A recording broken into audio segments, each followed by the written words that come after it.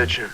Good day to you, my casualties. This is your mod, Nico, bringing you yet another gameplay from our Casual Warfare series, where we feature the finest of your gameplays. This is the YouTube equivalent of streaking through the quad, although pants here are optional. Not entirely recommended, but they're optional anyway. And so, thank you for taking the time to watch. This is resident casualty gameplay.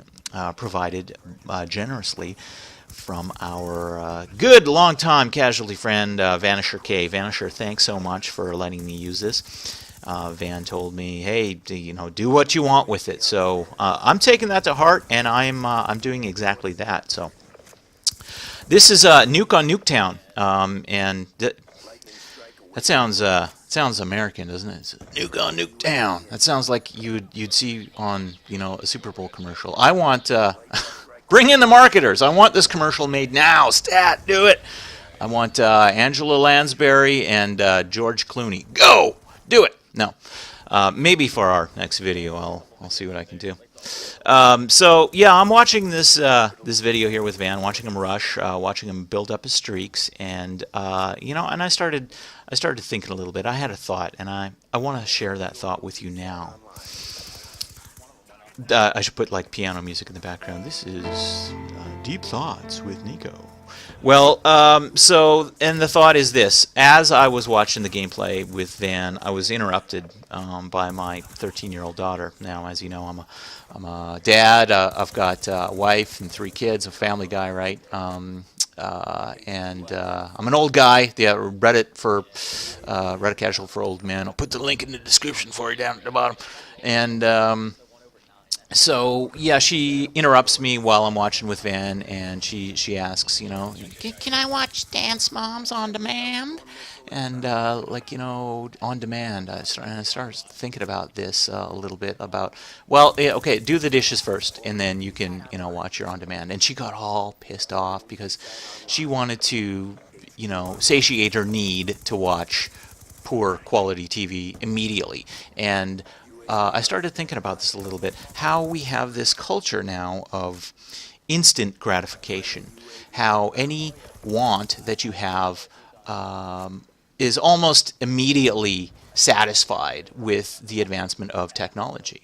Like back when I was a kid, if I wanted to watch a TV show, I would have to wait until Sunday night at 7 o'clock, and and I would wait throughout the week and anticipate that moment. And then when I finally got to watch the show, it was it was so great. But we don't really have that a lot anymore. I mean, on demand, you can go and watch any fucking TV show you want, or Netflix, or Hulu Plus, or if you have a question, you just go to the internet, and there it is on your iPad or iPhone or PC, or it's everywhere. We're surrounded by it, and this is the world in which we live now. And I'm not saying it's a bad thing. I'm saying I'm as guilty as the next person, but all of these conveniences that we have now in life have spoiled our expectations in a sense. It is the Call of Duty equivalent to like throwing a C4 pack on B-Flag and expecting a quad feed every goddamn time, and you're not going to get it. So I went to go see the Star Trek movie, and it's fucking fantastic, by the way. Go see it if you haven't seen it. I don't care if you're a Trekkie or not. Just go watch the movie. It's entertaining as hell. But I was thinking about this. So the Star Trek replicator, I don't know if you're familiar with it, but it's like it's the machine where you go up and say tea, Earl Grey, hot, and then it appears out of nowhere, right? So if why is there no big fat slobs in Star Trek? Like, because they have this awesome technology, you could just walk up to it and get anything you want. Like, why is there not a big fat red shirt with his belly hanging out? Give me a 12-pack of ho-hos. It doesn't happen, and it's curious, because human nature would.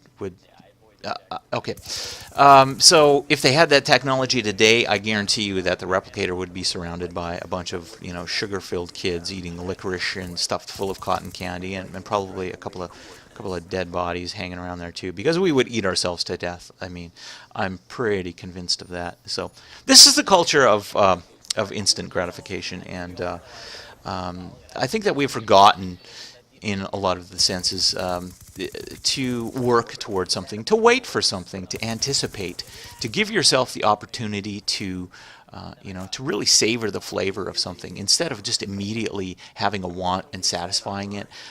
Push it out a little further and give yourself a chance to do something where you appreciate it. And it's like building a score streak in Call of Duty. I mean, you're patient.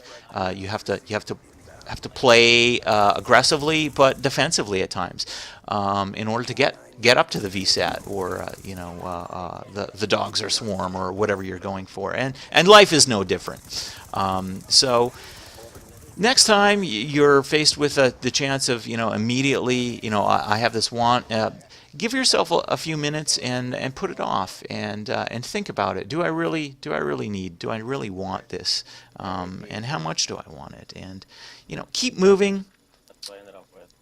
Don't push too hard too fast to build those high streaks, and don't underestimate the power of anticipation. As always, casualties, play the fucking objective in life. And thanks again, Van, for letting me post this. Thank you guys for watching, and I'll see you next time. Peace.